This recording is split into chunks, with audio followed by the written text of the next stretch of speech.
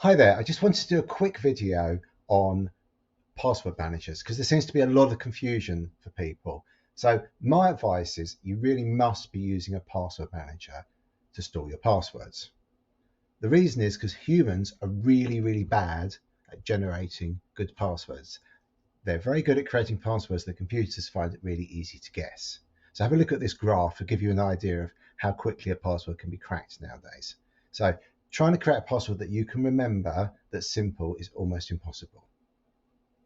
So taken that you should be using a password manager, is it okay that your password manager is online, especially given the hack of LastPass? The answer is yes, because if you have it locally, you could use a program called KeyPass, which you can run to store your password in. But if you haven't got that backed up and you lose the file, you're a bit lost. And also, the online versions, you can then have all your password syncs between your mobiles and your PC and your work PCs, your home PCs, whatever.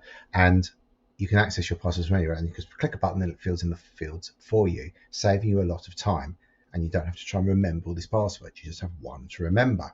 So what happened with LastPass? Because that's quite a big problem. Well, obviously, password managers are a thing that hackers are going to try and attack because they get access to lots of systems all at once. So the problem seems to be that, from my understanding, that LastPass weren't encrypting all of the data. They were only encrypting the password fields. So what that means is a couple of things. First of all, if you stored information outside the password fields, that information is now available to hackers. The other thing is if you didn't set it up properly, you didn't set a very strong master password, that your secret password, and if you didn't use multi-factor authentication, that means that potentially in the future those passwords will be easy to crack. So if you didn't have multi-factor authentication, we have that code on your phone, which you should be using for everything. And if you didn't set a strong password, or you've reused that password somewhere else, you would need to change all of your passwords, which is not great. Otherwise, I would just change the financial. If you're using LastPass, I would just change the financial ones for now, because obviously they're the most risky ones. But I would spend your time, rather than changing every single password, spend your time enabling multi-factor authentication. Start with making sure your financial services or the applications you use day to day at work. If you want to get cyber essentials, all online websites that you use really need to have multi-factor authentication now. And or you can use a thing called OAuth, which is great. So your Microsoft account can synchronize, so you can log on to systems using your Microsoft or Google login, which is great. But you should also go and check your social media, because this is the thing that people aren't really thinking about. Is once you get all this information publicly available, it's got your name, your address, your date of birth, your phone number. They've got access to all your social media records. It's very easy to create quite convincing scams. So because we know that the LastPass, not all the data was encrypted, say you could search for all of the files for every time anyone mentioned, say, Barclays Bank. And then you could just email everyone, because you got their email address, say, hi, Joanne, this is whatever at Barclays Bank. And then you could just create a phishing scam really easily. It'd be way more successful than those like Nigerian prince ones that obviously everyone knows is a scam. So yeah, go through all these social media, all the work ones, everywhere you've got set a rubbish password before, and enable multi-factor authentication.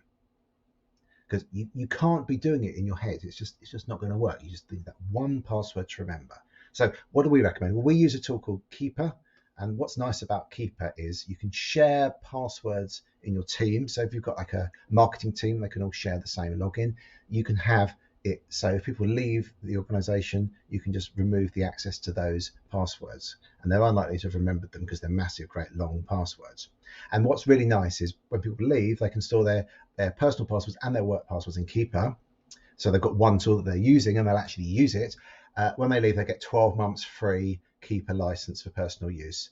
And so it means that if you're leaving your job, you haven't got to mess around with your password. So I really like it. Nice and easy to use. Now, I want to summarize this because I think it's super confusing for people. Oh, before we get there,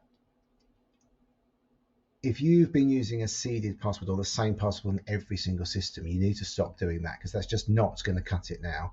So there's lots of people that have used the same password on their LinkedIn, and when that got breached, they didn't bother changing it. It's the same as their Office password, and it's very easy for hackers to hack in if they've already got your username and password, unsurprisingly. So stop doing that. Have one master password, maybe one for your banking.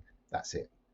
And go back, enable multi-factor authentication, and then as you're doing that, review and get rid of all those passwords. How often should you change passwords?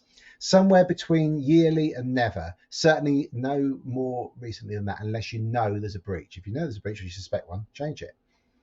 And long, strong passwords. Remember, short passwords generated by humans, super easy to crack. If you're not using a password manager, if you're a Good Choice customer, our cybersecurity packages include Keeper, the password manager for you and your team.